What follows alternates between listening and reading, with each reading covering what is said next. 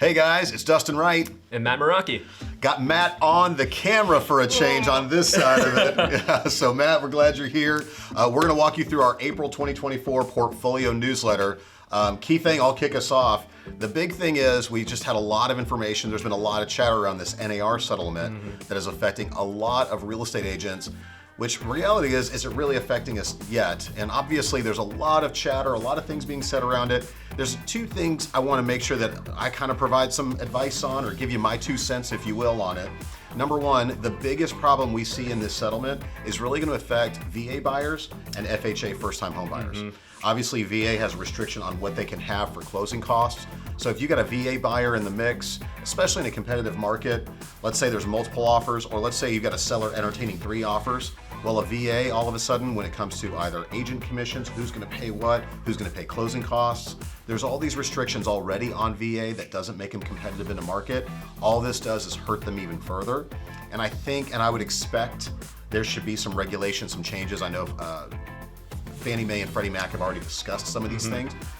So we should probably see whether agent commissions are allowed to be a part of closing costs. So that's the first part. The second part is, what does it really mean to you right now?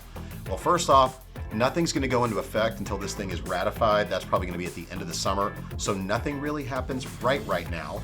Yep. However, I would think in a 5-year, 10-year arc, you're going to see a lot more movement, and bottom line, agent commissions in terms of percentage compressing down. Absolutely. Now, overall in the market, should we still see sales prices continue to increase? Yes. So will your percentage per transaction likely start going down over the next 5 to 10 years?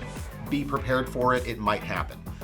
Should the dollar amount you make per transaction continue to be the same, if not go up? I would probably suggest the same. So either way, look at affecting the market about 20 to 30% in terms of people really seeing 0% commissions. You'll see things like that, but by and large, the majority of it, we all understand how this thing works, and buyers and sellers also understand they have property to sell.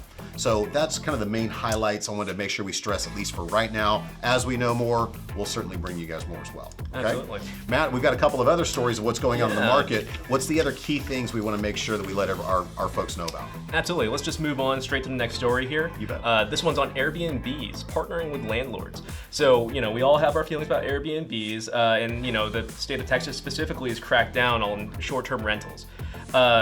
With this, we're seeing that apartment complexes and major multifamily areas are teaming up with Airbnb to get some of these short-term rentals done. We're seeing a lot of people, this kind of impacts people who are working from home or had the remote work option, and giving them just some different areas to how they can live their life and also have these rental terms and have the landlords be able to control and collect the rent. So this is just for our residential agents, kind of keep an eye on short-term rentals. That's just something we need to be aware of and keep up to date on. Well, it's made a lot of great investment opportunity for a lot of people. So a lot of our residential partners, they've sold properties so people can use them as short-term rentals, and people have made good money off of them. And then a lot of city ordinances and restrictions have really hindered a lot of that and really put a damper on that market. So working this out with landlords on a larger scale should actually help stabilize the whole short-term rental market in general, which would actually be better for everyone. So we'll just have to keep an eye on it either way. I think so. Yeah. Next story is, let's talk about what's actually moving here to the DFW area, what businesses we're seeing on the commercial side. 2 really big ones. We got Coca-Cola, who's already here. It's one of the bottling companies, and they're actually looking to move from 150,000 square feet to 400,000 square feet. It's a big expansion. Oh yeah, and that's $168 million that we're looking at there. On the other side of things, we have an Atlanta-based developer, Stonemont Financial Group. They're looking at about 565,000 square feet over in South Dallas. That's 135 truck stalls and 309 parking spaces already predicted. And with more jobs comes more homeowners. And I think what's really going to be interesting is you're going to see that Highway 45 corridor continue to expand, and ultimately connecting Houston and Dallas. Right now, if you drive 45 and drive down to Houston, you see a lot of empty land, but you'll also see a lot of dirt being pushed. And you're going to see a lot of logistics companies being attracted, with Houston being a major port city, finding its way through Dallas, through the Midwest, coming up 45. You're going to see a lot of development happening, and ultimately you're going to see almost a triangle effect happening between Houston, Austin, and Dallas, where you're going to see a lot of commerce, specifically logistics companies, really setting up shop in Texas, probably over the next 20 to 25 years. So keep an eye on that as well. Absolutely. You bet.